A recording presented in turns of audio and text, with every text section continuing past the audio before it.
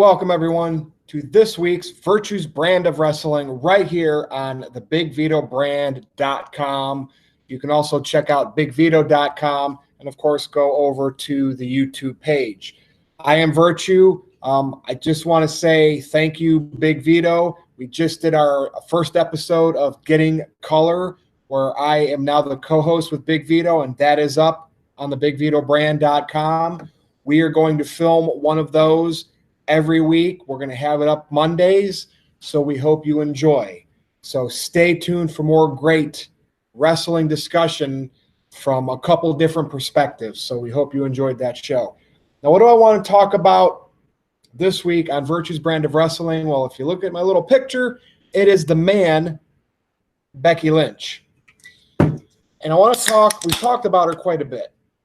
I don't have my sunglasses on today. I'm very tired. I'm having caffeine. I should not drink these sugary drinks. But it's 11:15 p.m. on Monday night. I just got done watching Monday Night Raw. I'm very tired. I'm very cranky. And I need to get this video done and sent to Noelle so she can get it up Tuesday morning. Becky Lynch and Stephanie McMahon on Raw. So, of course, they start the show with Stephanie McMahon in the ring. Dumb. Dumb, dumb, dumb, dumb, dumb. So that, to me, says that Stephanie was the center of attention. As always, she always will do that. That's Stephanie McMahon. I believe the way that Raw should have started, as soon as it went on the air, Becky's music should have hit. I know she gets the comparisons to Stone Cold Steve Austin. I've said time and time again, she's not Stone Cold Steve Austin. If anything, she's more like CM Punk. Sue me.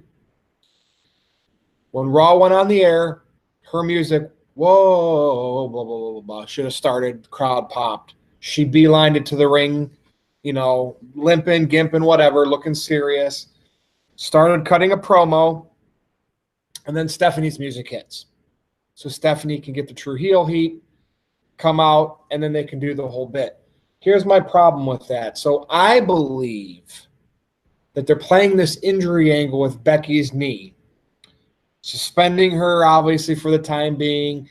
They'll probably get her to be checked out by a doctor. The doctor's going to say, sorry, Becky, you can't go. You need surgery or rehab. They're going to play a stupid angle to get Charlotte Flair, in my opinion, to replace her for now against Ronda Rousey at WrestleMania. The rumor a year ago when Ronda came into WWE was was Charlotte versus Ronda for WrestleMania. Becky's popularity grew. The smarks, the marks. Yeah, woo, Daniel Bryan, CM Punk.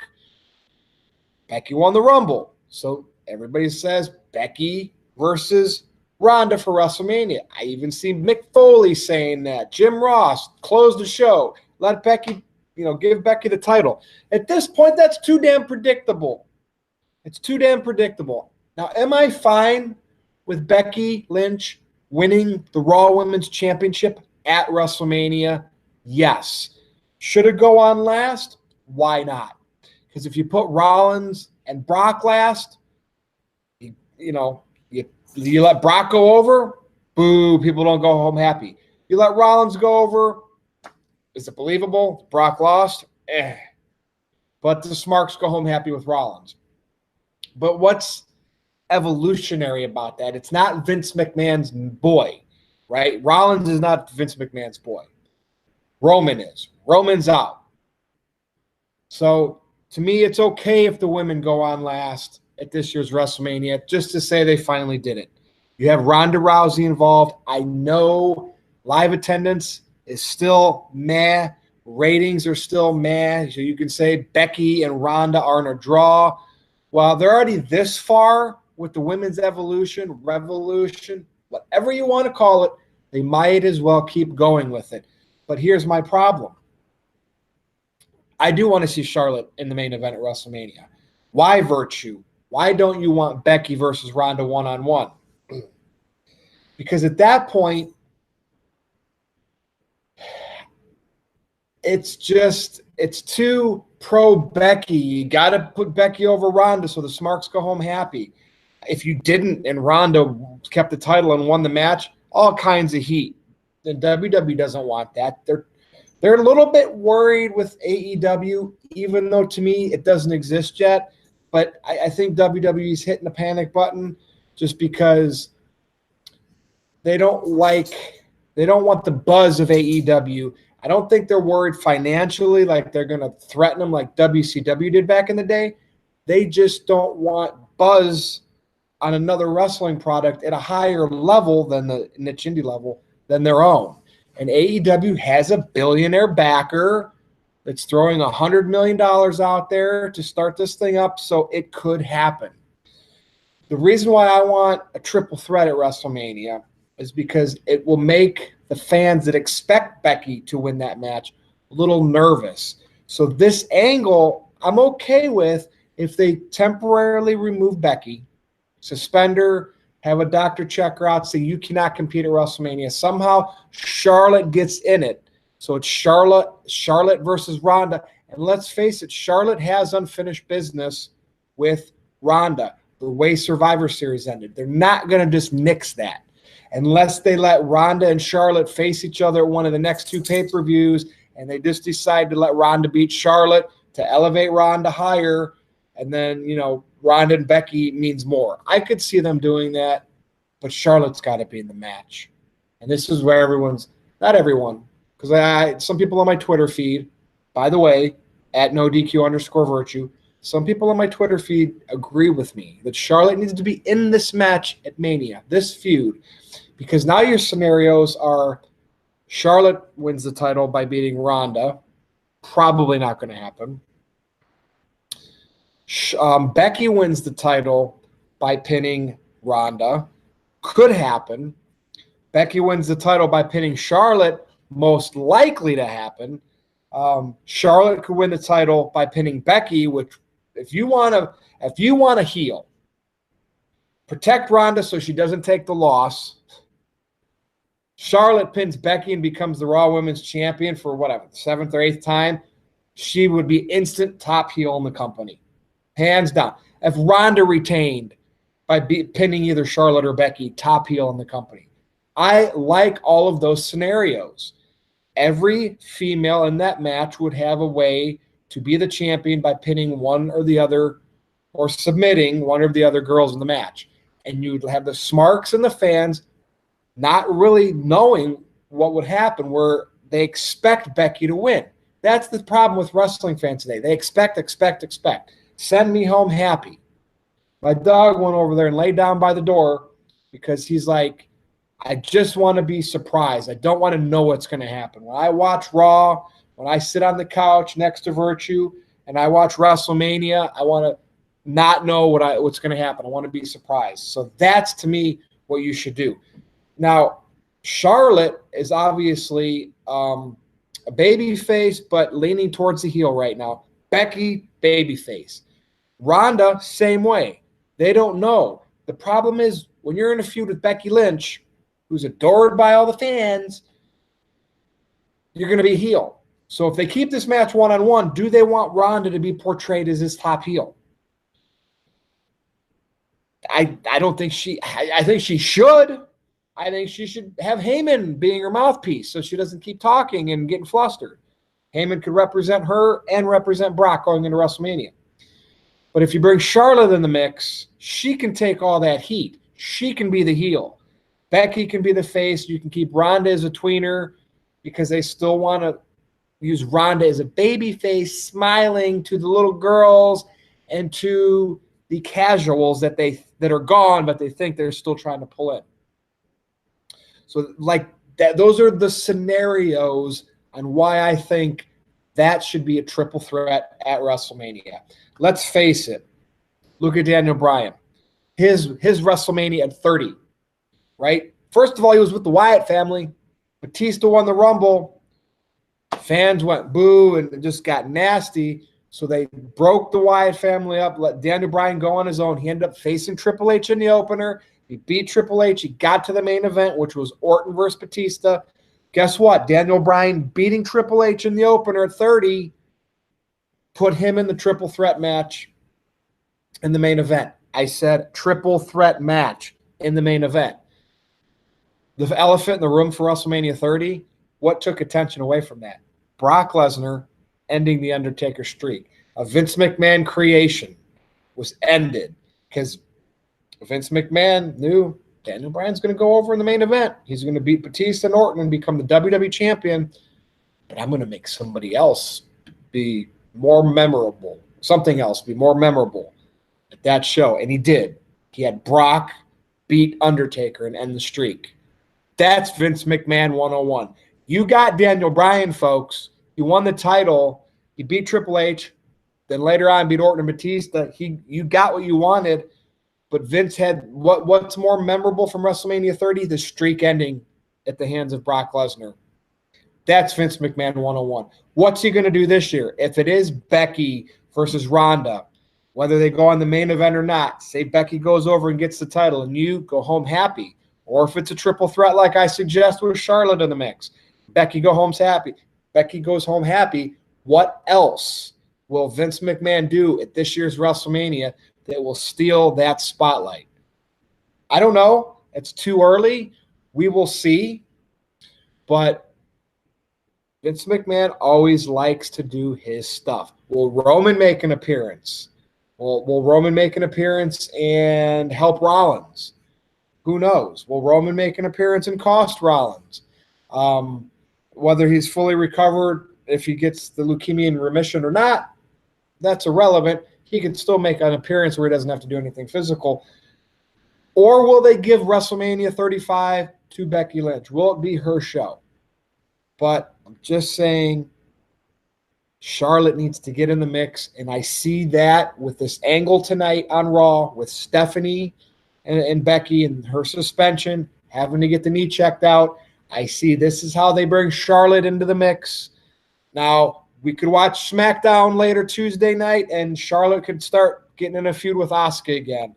That could be fool's gold, or that could just mean I'm totally wrong, and they're going to go with the one-on-one at Mania. But I'm telling you right now, before I even know that as I'm filming this, that's what they should do. Charlotte versus Becky versus Ronda. Really make the fans, the Becky lovers, the Becky marks, make them uptight, apprehensive, thinking of all kinds of scenarios where Becky might not win at WrestleMania. And look, Jim Ross, Mick Foley, whoever's clamoring for Becky and Ronda to go on last and for Becky to go over, is Becky drawing numbers at live attendances? Sure, she might be selling some The Man shirts. Is ratings going up as her segment? No, I don't think so. She's not pulling Austin and Rock type numbers, right? So that means she's over, but she's over with the wrestling fans that are already there, the niche demographic. So that's my opinion, and I'm sorry, but it is what it is. And until I see those numbers going up, how can you say Becky is Stone Cold Steve Austin? That's why I say she's more like CM Punk. CM Punk catered to the smarks and the marks, right? But he didn't necessarily move the dial for the ratings like an Austin did. Like, I won't even say Cena did, because when Cena was the head of the company, Undertaker's streak was a big thing. He had Shawn, he had a great supporting cast. Shawn, Triple H, Batista, Orton, Edge, Jericho, great supporting cast. Hell, let's talk about supporting casts. Hulk Hogan had Andre, Piper, Macho Man, Warrior, great supporting cast. I'm going to skip the Bret Hart era, because that Bret Hart and Diesel era was, Yokozuna was just like, Let's go to the Austin era. Austin, supporting cast. Mr. McMahon, the character. The Rock, Mick Foley, Triple H, Taker, Kane for a little bit. Cena, I just mentioned. Who has Roman Reigns had? Part-time Brock Lesnar? Braun blow-up Strowman? Seriously. Seth Rollins? Dean Ambrose? Roman has not had the supporting cast as others. I'm going to use that in a debate that I'm going to be doing, I think, very soon on one of my other channels. And if you want to follow me on Twitter, because it's going to be a hot debate. And if it is what I think it's going to be about, that Roman, after John Cena, his era was a failure as him being the top guy, let me give you a foreshadow. The Roman era is the WWE Network, the YouTube, the Facebook, the Twitter, the social media, the streaming era. People aren't watching 3 hours of Raw all the time. It's a different demographic. There is no $30, $40 pay-per-views. It's different. Roman is different. And he has handcuffs on. He had handcuffs on, people. Vince McMahon didn't want any stars to become bigger than the WWE. The last one was Cena, right? To a point. So don't start throwing shade at me saying Cena, ratings were up and Cena was this great character and Drew, then Roman became the guy and everything plummeted. You're full of crap, and I'm going to prove it in a debate because live attendance might be down, ratings might not be what they used to be, but yet WWE stock is at an all-time high because the demographic, the model of business has changed. And the consistency Vince needed for a factory line superstar was Roman Reigns.